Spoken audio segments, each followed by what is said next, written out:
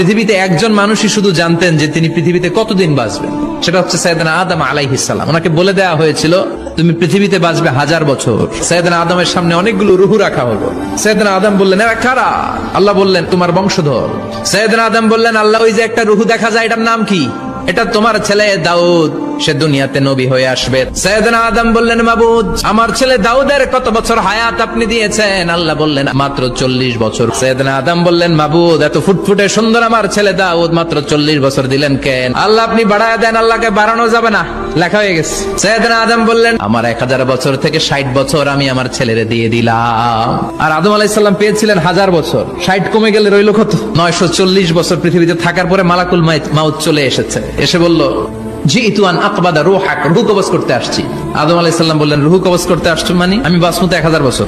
মালাকুল মাউত বললেন না না, ওই যে আগের কথা স্মরণ করেন আপনি 60 বছর দিয়া দিয়েছিলেন। কয় না আমি দেই নাই।